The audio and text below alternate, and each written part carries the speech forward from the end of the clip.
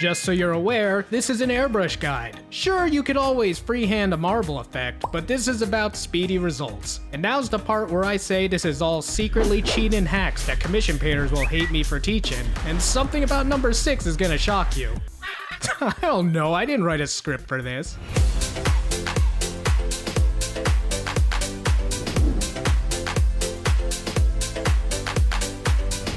We'll start with the shopping list. The airbrush and compressor setup is the hard part, but you're still here, so I'm assuming it works right and won't power wash your plastic toys with it. For the paints, this is roughly what you'll need for popular marble. I say popular marble because you can always swap the colors if you don't want classic royal white. But for this guide, we'll stick with grayscale plus a primer and your choice of airbrush thinner.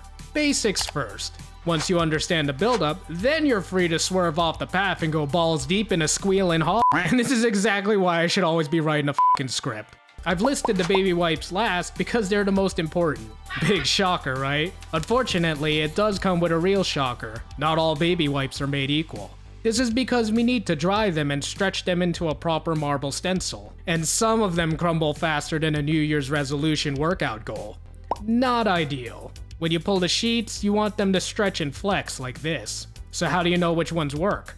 After trying out several packages, I found the ones with the designs on them are only good for shit. Which, to be fair, is kinda what they were designed for. On the other hand, the plain ones with no patterns are the sturdy sheets ready to carry your ass to the pearly gates of marbledom. Unfortunately, that means you need to open the packages to find out. And retail giants seem to hate it if you start tearing through unopened products like some fucking raccoon. Go figure. There's dozens of brands out there, and while I haven't tried all, I can confirm that these Huggies and Parents' Choice wipes come with designs and tatter easy. See? Breaks like a lore purist scrolling fanfiction.net. On the other hand, Pampers and these water wipe ones are the golden tickets you're looking for. And now that you know that, let's get the proper wipes prepped. Pull a few sheets of baby wipes and leave them out till they're bone dry. Go do something else while they do, preferably something productive like stressing over student debt. So you're aware, the sheet will become more fragile as we work it, so pull it apart slowly and gently. You shouldn't be in a rush. As for the gap sizing, that's dependent on your project. I like to make the holes and gaps around this size since I'm usually slapping them on nights or larger. Again, project preference. Just make the holes a bit smaller than you wanted because remember, we're stretching them over the piece so the holes could double. On to prepping the piece itself. Prime the target area black, which will serve as the vein color of classic marble. If you wish, spray a layer of your chosen black if it doesn't match your primer shade. We'll be applying the next layers randomly to break up the vein's consistency. It helps make a more natural appearance. Start with dark grays to create some random dots, streaks, swirls, or kilroys. Just have some fun with it. This is the most subtle layer, but every bit can make a difference in realism. Now slowly work your way up to brighter neutral grays in different patterns. Again, the same dots, streaks, swirls, or whatever you wish.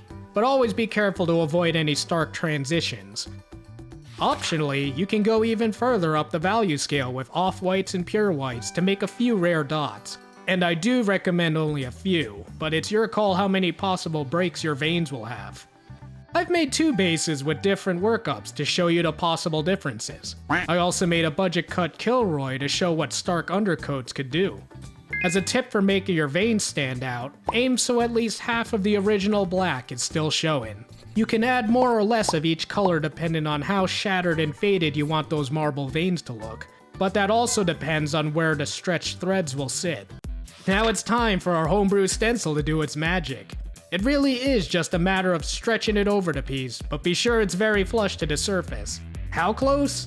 Like a desperate guy grinding at the club trying to break a 2-year dry spell close. You don't want any sort of gaps between the wipe and the surface, or the stencil will let paint slip beneath and threaten the veins. Easy enough with a flat surface like this model base, but as we all know, Warhammer models love their raised details. You'll run into lots of trouble spots, and sadly, there's only so much you could do about those. Just get as flush as possible by stretching along paths of least resistance. As an example, I found stretching sideways for night shoulder pads works far better than all 4 directions at once.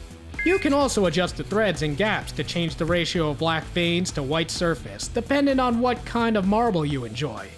After it's positioned to your liking, tape the baby wipe to the back and make sure it's tight. Trim any excess if you need to.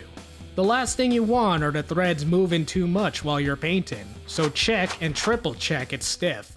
However, when spraying, don't feel too panicked if the threads still shake like a TikToker chasing viral fame and glory. It can still turn out fine. This next step is another optional one, but I like using a bright gray to serve as a brightness booster and shade the sides of the piece for volumetric lighting. Spray this all over the piece to a fair, flat color. It's in your best interest not to linger over any area too long with the airbrush. The last thing you want is for paint to start pooling. This can make for harsh lines and ruin an otherwise natural effect. Now the final part, spray to white. If you did not do the step before, then paint the entire surface with gentle sweeps to avoid pooling. Slowly build to a uniform color and you're done. If you did do the step before, spray focused on the center in careful motions, letting up on the trigger to prevent buildup. Feather very lightly at the edges to smooth the blend with the previous layer. Do not peel the wipe off immediately after you stop spraying. Let it sit and dry. 24 hours if you're in no rush and really want to be sure it's dry. But if you're like me and like living dangerously, I only waited roughly an hour in Arizona's summer heat before I peeled the wipe off. I did the same thing for my Titans panels and those clearly turned out just fine. Your call. But when that time comes, peel and pray, or scream in ecstasy. If you did it right, congrats! If not, well, I hope it was your test piece. Otherwise, it might need a bath with your favorite stripper. Mine's from LA, and she's quite thorough.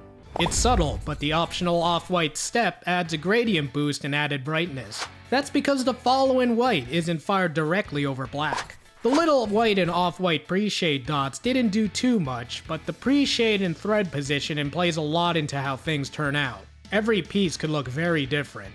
The Kilroy's errors didn't wind up as blatant as a grease truck at a Weight Watchers convention, but it still works for my next point. You might have some faded veins or bad transitions from raised details. If you really want to correct that, thin some black paint to a glaze consistency and lightly apply it with your brush. Bad news is it won't match perfectly with the rest of the veins, but you don't have too many options unless you really want to go to town freehanding and glazing it to perfection. As a final recommendation, throw a varnish coat or 3 onto the piece before you continue. Gives that extra peace of mind knowing your hard work can't be ruined by whatever you do to it, accidentally or on purpose. Thanks for stopping by, have a fucking awesome day, and I'll see you next time!